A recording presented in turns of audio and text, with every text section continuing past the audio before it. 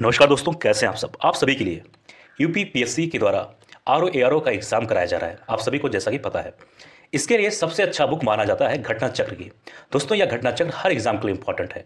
PCS, UPPCS, किसी भी state PCS, UPSC, RO हर exam के लिए। तो दोस्तों, हमारा एक छोटा सा कोशिश है कि आरओ एग्जाम के लिए आप सभी के लिए घटना चक्र का इंपॉर्टेंट से इंपॉर्टेंट क्वेश्चन लाया जाए। तो दोस्तों, इसी सिलसिले में ये छोटा सा सीरीज आप सभी के लिए। दोस्तों, इस वीडियो को जरूर अपने दोस्तों के साथ शेयर करना और खुद भी इसका लाभ उठाना। जय हिंद। स्वागत है आप सभी का नालंदा यूनिवर्स 77 पर। कैसे हैं आप सब। आज मैं बात करने वाला हूं जनरल साइंस के बारे में। और जैसा आप सभी को पता है कि ये घटना चक्र का बुक है और इस वक्त हम आरओ के बारे में बात कर रहे हैं। अगर आप यूपीपीसीएस एग्जाम देने की भी इच्छा रखते हैं तो उसके लिए भी ये इंपॉर्टेंट सीरीज है, क्योंकि देखिए जनरल साइंस एक ही होता है। कोई भी एग्जाम हो जहाँ पूछा जाता है, जैसे खास तौर पे PCS, Bihar PCS, Uttar Pradesh PCS, RO, तो लगभग इन सभी का सिलेबस एक ही होता है और ये इंपॉर्टेंट सीरीज है। तो आप ये आरओ के लिए तो फिलहाल है ही, लेकिन अगर आप इच्छा रखते हैं पीसीएस का भी तो उसके लिए भी ये बहुत बेस्ट है। ठीक है, तो पहला सवाल है कि गुरुत्वाकर्षण के सार्वभौमिक नियम का प्रतिपादन किसने किया। सही उत्तर होगा ए, यानी कि न्यूटन ने। ठीक है, आगे बढ़ते हैं अगले सवाल पर। यहाँ पर 2 पॉइंट दिया गया है। एक पॉइंट है उसका नाम है ए, यानी कि एक कथन है, उसमें कुछ पॉइंट दिया गया है, मतलब कुछ बातें लिखी गई हैं। और दूसरा है आर, यानी कि कारण, इसमें भी कुछ बातें लिखी गई हैं। तो फिर दोनों को हम लोग पढ़ेंगे, फिर समझेंगे, फिर बताएंगे कि उत्तर कौन सा है, क्या है मामला, आगे जानेंगे। फिलहाल हम पॉइंट को ये वाला पढ़ते हैं। इसमें लिखा है जब कोई जहाज नदी से निकलकर सागर में प्रवेश करता है तो वह कुछ ऊपर उठ जाता है। अच्छा, अब यहाँ पे दिया गया कारण। अब इस कारण को हम लोग जानेंगे कि क्या ये कारण वाला पॉइंट सही है और क्या ये इस पॉइंट का कारण बनता है या नहीं। चलो आराम से जानेंगे। कारण में है कि सागर के जल का घनत्व नदी के जल के घनत्व से अधिक होता है। अब उत्तर जानने की बारी। उत्तर सही होगा ऑप्शन नंबर ए, यानी कि ए और आर दोनों सही है, तथा यानी या फिर और आर एक ही सही व्याख्या करता है। इसका मतलब समझे, ये दोनों पॉइंट सही, और आर जो है इसका सही कारण भी बताता है। समझ में आया कि नहीं आया। जब कोई जहाज नदी से निकलकर सागर में प्रवेश करता है तो वह कुछ ऊपर उड़ जाता है, क्योंकि सागर के जल का घनत्व नदी के जल के घनत्व से अधिक होता है। यहाँ पे दिया गया कारण, और जो कि कारण ये सही है। ठीक है, अब थोड़ा सा जान लेते हैं कि ऐसा क्यों होता है। ये तो जान गए, लेकिन उस पर कुछ ना कुछ फोर्स लगता होगा, कुछ ना कुछ बल लगता होगा। थोड़ा सा और डीपली जानने की कोशिश हम लोग करेंगे। यहाँ पर ध्यान से सुनना। नदी के जल के घनत्व की अपेक्षा समुद्र के खारे पानी का घनत्व अधिक होता है, इसलिए समुद्र के जल में जहाज के प्रवेश करने पर अधिक प्लावन बल लगने लगता है, जिससे जहाज ऊपर उड़ जाता है। तो कौन सा बल लगता है? प्लावन। मैं लिख देता हूँ, ये भी जान लो, कभी पूछा जाए तो जान जाओ ना। ये लिखा है प्लावन बल। ठीक, ये ना है, ध्यान देना, ये ना है। आगे बात करेंगे। यहाँ पर है कि निम्नलिखित में से कौन सी सदिश राशि है। ठीक है, अच्छा सवाल है। इसका सही उत्तर होगा सी, यानी कि विस्थापन।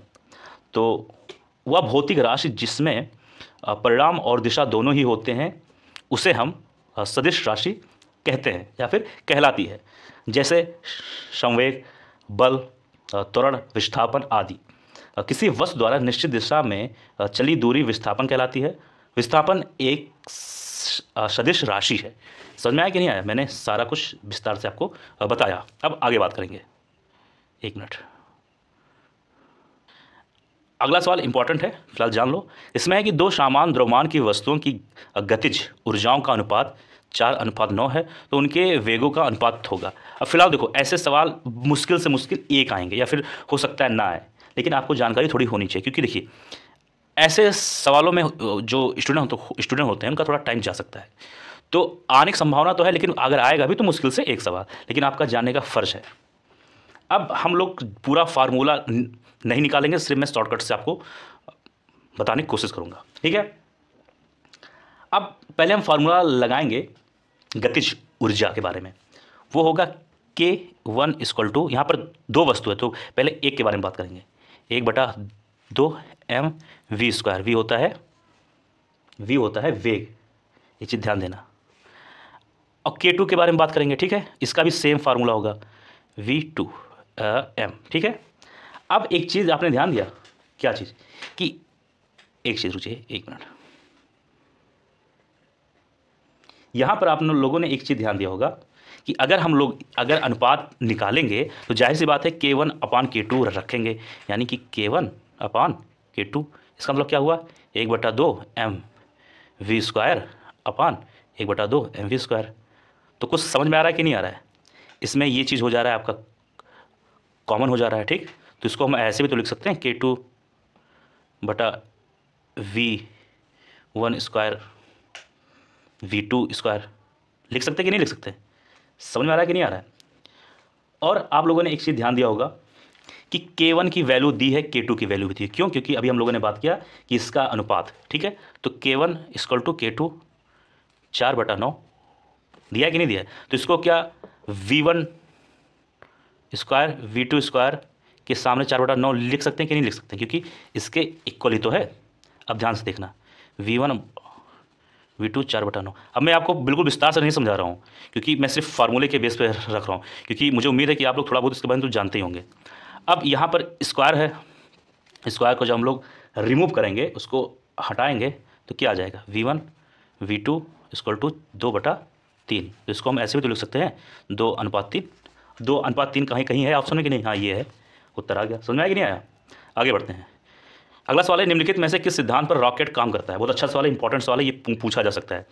डी होगा समवेग संरक्षण। तो ध्यान देना कि रॉकेट जो है दोस्तों, समवेग संरक्षण के सिद्धांत पर कार्य करता है। रॉकेट में गैस अत्यधिक वेग से पीछे की ओर निकलती है तथा रॉकेट को आगे की ओर बढ़ने के लिए आवश्यक संवेग प्रदान करती है। अरे ये देखते होंगे ना आप लोग कभी रॉकेट, ये, ठीक है। आगे बात करेंगे। इसमें क्या है, मोबाइल तथा ऑटोमोबाइल ने भारतीयों, विशेष रूप से ग्रामीण क्षेत्रों के लोगों के सामाजिक जीवन में निम्नलिखित में से किसके संबंध में एक क्रांति ला दी? सवाल इंपॉर्टेंट है, ध्यान से पढ़ना तभी समझ में आएगा। ध्यान से नहीं पढ़ोगे नहीं समझ में आएगा। फिर से हम लोग बात कर लेते हैं कि मोबाइल तथा ऑटोमोबाइल ने भारतीयों, विशेष रूप से, यहाँ पर मतलब ज़्यादा ग्रामीण पर फोकस किया गया है कि विशेष रूप से ग्रामीण क्षेत्रों के लोगों के सामाजिक जीवन में निम्नलिखित में से किसके संबंध में क्रांति ला दी है। यहाँ संबंध पूछा गया है। 3 पॉइंट है। पहला है लोगों के आवागमन के संबंध में, दूसरा है लोगों के जुड़ाव के संबंध में, तीसरा है लोगों के संवेदनशीलता के संबंध में। उत्तर की बात करें तो सही उत्तर होगा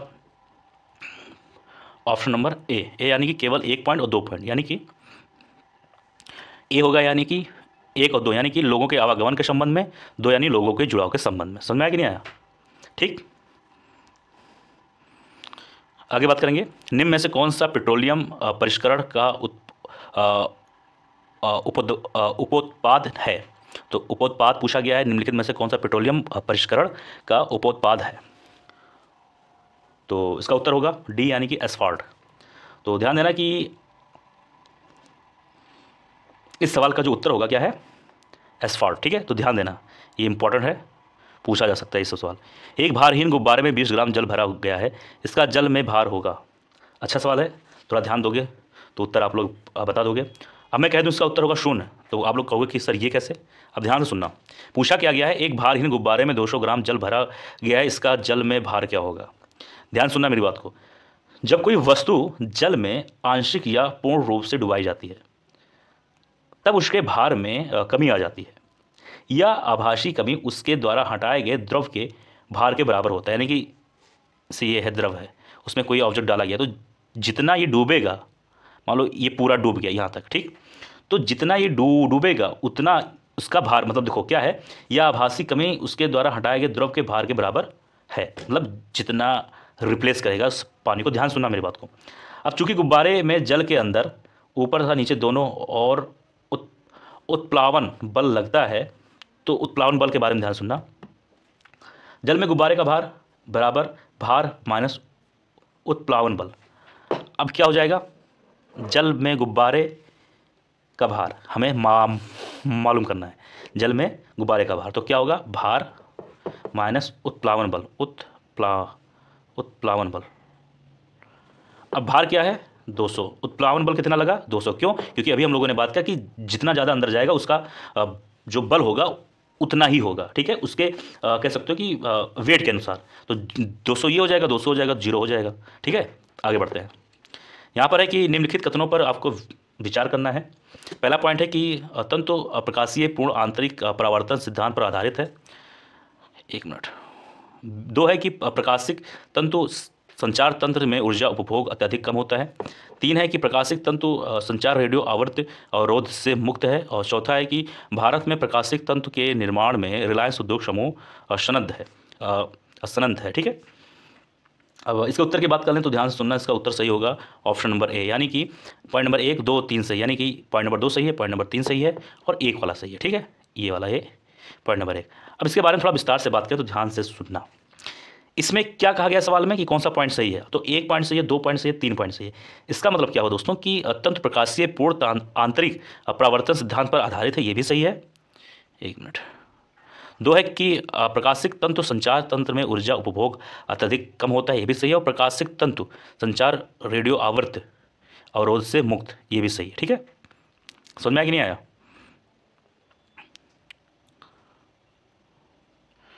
आगे है प्रकाश तंत्र यानी ऑप्टिकल फाइबर जिस सिद्धांत पर काम करता है वह है, ये क्या है? तो इसका सही उत्तर होगा, एक मिनट, 1 मिनट का टाइम दीजिए आप लोग, जल्दबाजी नहीं। तो ये क्या है? सही उत्तर होगा ए, यानी कि पूर्ण अभ्यंतर यानी आंतरिक परावर्तन। ठीक है, क्या होगा? परावर्तन। ठीक है, अब ये वाला सवाल जो दोस्तों ये इससे संबंधित है, चलो अब इसके बारे में थोड़ा जानकारी हम लोग ले लेते हैं कि आखिर ये सब मामला है क्या, थोड़ा आप लोग का भी कन्फ्यूजन ना हो। तो ध्यान से सुनना कि प्रकाश तंतु या ऑप्टिकल फाइबर, ठीक है, इस ध्यान सुनना, प्रकाश तंतु या ऑप्टिकल फाइबर्स सिलिका से बनी पतली बेलनाकार नलिकाएं होती हैं जो प्रकाश के पूर्ण आंतरिक परावर्तन के सिद्धांत पर कार्य करती हैं। इसमें प्रकाश ऊर्जा का किसी प्रकार क्षय नहीं होता है। प्रकाशिक तंत्र संचार तंत्र में ऊर्जा उपभोग अत्यधिक कम होता है। ये विद्युत चुंबकीय अवरोध और रेडियो आवर्त अवरोध से मुक्त होते हैं। समझ में आया कि नहीं आया? फिलहाल इसके बारे में हम लोग आगे बात करने वाले हैं, अच्छे से बात करेंगे, अभी आपको ज़्यादा घबराना नहीं है। अगला सवाल है कि मरीचिका का बनना उदाहरण है। सही उत्तर होगा इसका ऑप्शन नंबर सी, यानी कि कुल आंतरिक परावर्तन का। ठीक है, क्या कहा गया है? मरीचिका। ठीक है, आगे बात करेंगे। इसमें क्या है कि आकाश नीला दिखाई पड़ता है, क्यों भाई नीला दिखाई पड़ता है? उत्तर होगा ए, यानी नीले प्रकाश का अपराकिरण सबसे अधिक होता है। अब थोड़ा सा इसके बारे में कहिए तो विस्तार से बात हम लोग कर लेते हैं, पूरा बात करेंगे, उसमें आपका ये भी उत्तर मिल जाएगा। ध्यान से मेरी बात को अगर सुनोगे तो समझ जाओगे। देखो, स्टार्ट से हम लोग बात करने वाले हैं कि खतरे का सिग्नल लाल रंग का बनाए जाने का सर्वप्रमुख कारण यह है कि लाल रंग का सबसे कम प्राकृत होता है तथा यह दूर से सर्वाधिक स्पष्ट दिखाई देता है। लाल रंग जो है क्यों हमें दूर से ज़्यादा दिखाई देता है? तो वो इसलिए दिखाई देता है कि उसका जो है लाल रंग का प्राकृत जो है बहुत कम होता है। ठीक है, इसलिए दिखाई देता है। अब ध्यान सुनना, वायु कणों में कम विकृत होने वाला लाल रंग व्यक्ति तक अधिक मात्रा में पहुंचता है और दिखाई पड़ता है तथा उद्देश्य की भी पूर्ति करता है, जैसा अभी हम लोगों ने बताया। अब बात करेंगे कि नीले रंग का अपराकिरण सबसे ज़्यादा होता है। सूर्योदय एवं सूर्यास्त के समय जब सूर्य किरणें सर्वाधिक दूरी तय करती हैं तब प्रकाश का सबसे अधिक लाल रंग हमारे पास तक पहुंचता है। शेष रंगों का मार्ग में प्राकिरण हो जाता है और इसी कारण हमें सूर्य लाल दिखता है। तो ये तो बात हो गई कि सूर्य क्यों लाल दिखता है, लेकिन आकाश नीला क्यों दिखता है, इसके बारे में हम लोग बात कर लेते हैं। ध्यान सुनना, आकाश का रंग नीला होने का कारण भी इसी में निहित है, यानी कि इसी बात में अभी बात करने वाले हैं। सुनना ध्यान से कि सूर्य से दूर हम सूर्य का प्रकाश नहीं बल्कि अप्राकृत रंगों को देखते हैं। चूँकि बैंगनी और तत्पश्चात जामुनी और नीले रंग का प्रकरण सबसे अधिक होता है, इसलिए आकाश में नीला दिखाई देता है। समझ में आया कि नहीं आया?